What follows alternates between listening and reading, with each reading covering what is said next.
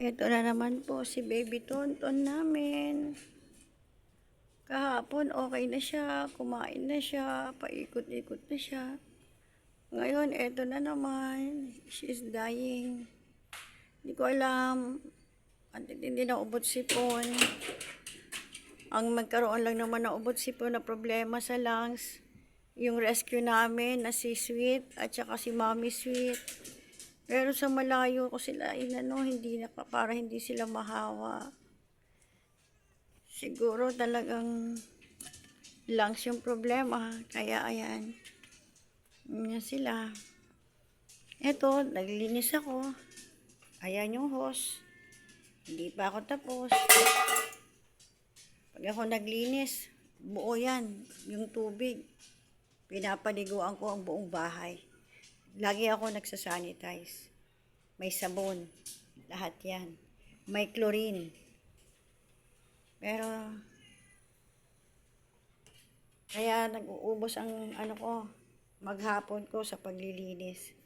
Tuwing umaga yan, ganyan. Sa gabi, hindi na masyado. Punas, map na lang ng chlorine. Ayan, so paano mo sasabihin mahawa? Yung iba sinasabi, wala daw kaming enough ventilation. Ayan po, oh. Bintana po yan buo pag binuksan ko. Hindi ko lang binubuksan ngayon kasi sobrang, lakas ng ulan kanina. Ayan, ventilation yan, puro yan. Naka lang yan, steel matting, pero hangin yan. Ito, bintana yan. Kaya ventilation lang din, yung buong yan is yan, bintana yan. So, it's not about the ventilation. Talagang, it's all about yung sakit pag naumpisahan, hawa-hawa. Naubos yung aming papi na 10.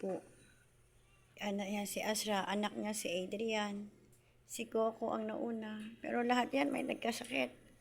Si Asra nga, ngayon medyo better na. Vitamins na lang siya, at saka sa ubo. Si Puti at saka si MM, yung dalawa, yun ang pinakagrabe ngayon. Pero lalo si MM, akala ko mamamatay na rin nung Sabado. Pero kagabi kumain na siyang konti. So praise God. Sabi ko nga kay Lord, pag namatay yung mga alaga ko, tutulong na lang ako, ayoko na. Masakit eh.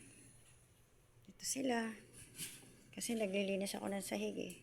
Yun doon, mga babae tapos na, yun doon mga lalaki tapos na, yun doon sa 2 kwarto. Tapos na rin yan linisan kahapon.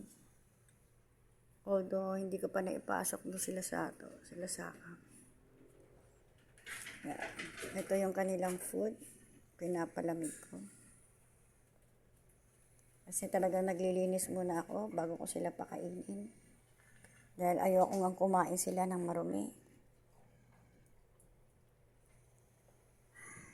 Ganun yata talaga. Masakit pero wala tayong magawa. Ito si Ibo, nung maliit yan, talagang grabe ang bulate. Sa kotse ko inalagaan yan, pero ganyan silang lahat. Lahat sila halos. Yan, yung mga namatay, ganun din. Kung galing mo naman, Asra, natutulog sila, nagpupo ka dyan. Sige, pupunasan ni Mami. No, araw-araw. Kaya ang bill ng water ko is 3,500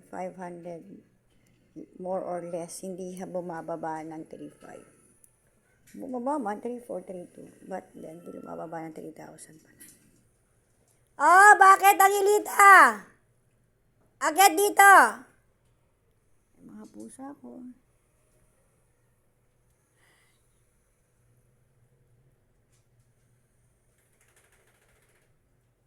Si Kigay po, kagabi lang namatay.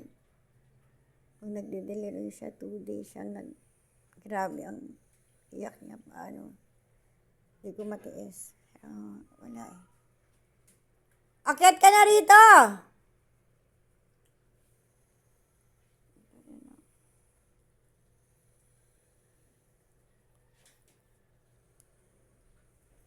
So, yung papi namin natira.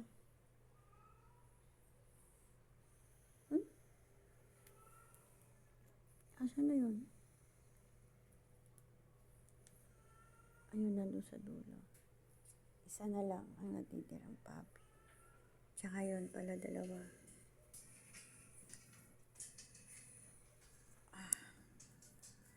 Konti na lang sila.